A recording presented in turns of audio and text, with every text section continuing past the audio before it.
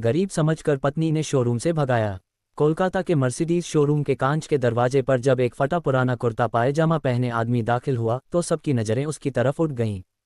किसी को लगा ये कोई मजाक है, किसी को लगा गलती से अंदर आ गया है, लेकिन सबसे ज़्यादा चौंकी रीना, वही रीना जो कभी उसकी पत्नी थी। रीना अब इस शोरूम की मैनेजर थी। ब्रांडेड ड्रेस, ऊंची हील्स और चेहरे पर अहंकार का नकाब। जैसे ही उसने उस आदमी को देखा, उसकी आंखों में पहचान की चिंगारी भड़की और होठों पर तिरस्कार की हंसी तैर गई। मनीष, तुम यहाँ? यह मर्सिडीज का शोरूम है, कोई गरीबों का बाजार नहीं।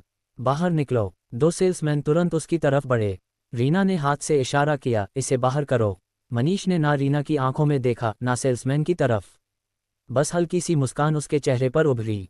भीड़ के बीच खुसर-पुसर शुरू हो गई। कोई कहने लगा, लगता है कोई गरीब है, शायद गलत जगह आ गया। मैनेजर मैडम सही कह रही है, ये यहाँ के लायक नहीं। लेकिन हरीश अब भी वही खड़ा था, शांत। उसके चेहरे पर एक ठंडा सन्नाटा था, जैसे सब कुछ सुन रहा हो, लेकिन जवाब सही वक्त का इंतजार कर रहा हो।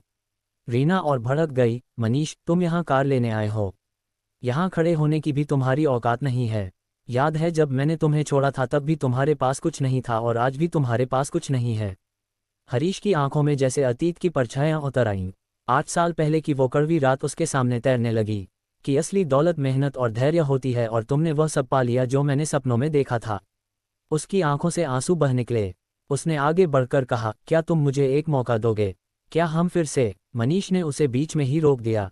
उसकी आवाज़ अब भी बेहद शांत थी, लेकिन उसमें एक ऐसी दृढ़ता थी जिसने रीना को अंदर तक हिला दिया। रीना, वक्त एक बार जाता है तो लौट कर नहीं आता।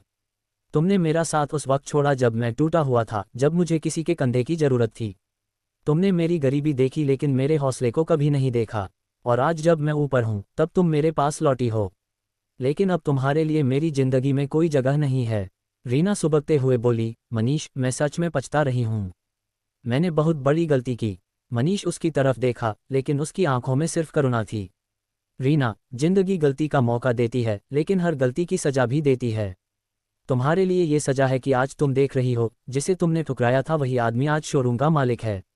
और मैं चाहकर भी तुम्हें अपने पास वापस नहीं ला सकता, क्योंकि अब मेरे दिल में तुम्हारे लिए कुछ भी नहीं बचा। रीना जमीन पर गिरकर रोने लगी। ऑफिस का माहौल सन्नाटे में डूब गया। वहां खड़े कर्मचारी भी उस दृश्य को देखकर हैरान थे। मनीष ने सबके सामने एक आखिरी बात कही, कभी किसी इंसान को उसके कपड़ों या हालात से मत आंकना। वक्त सबसे बड़ा खिलाड़ी है, वह किसी को भी नीचे से ऊपर और ऊपर से नीचे कर सकता है। औरत हो या मर्द, अगर रिश्ता सिर्फ दौलत पर टिका हो तो वह रिश्ता कभी टिक नहीं सकता। प्यार हमेशा साथ और भरोसे से बनता है, पैसों से नहीं। रीना की सिसकियां अब भी गूंज रही थी। मनीष ने मुड़कर दरवाजे की तरफ कदम बढ़ाए। बाहर सूरज की रोशनी उसके चेहरे पर पड़ रही थी। उसका सफ़र पूरा हो चुका था। उस रात मनीष फिर अपनी बालकनी में खड़ा था। हवा ठंडी थी, लेकिन उसके दिल में शांति थी। उसने आसमान की तरफ देखा और धीरे से कहा, धन्यवाद भगवान, तूने मुझे टूटने नहीं दिया। आज मैं सिर्फ अपनी जीत का नहीं, बल्कि उन सब का प्रतीक हूँ जिन्हें कभी गरीब समझकर ठुकरा दिया गया।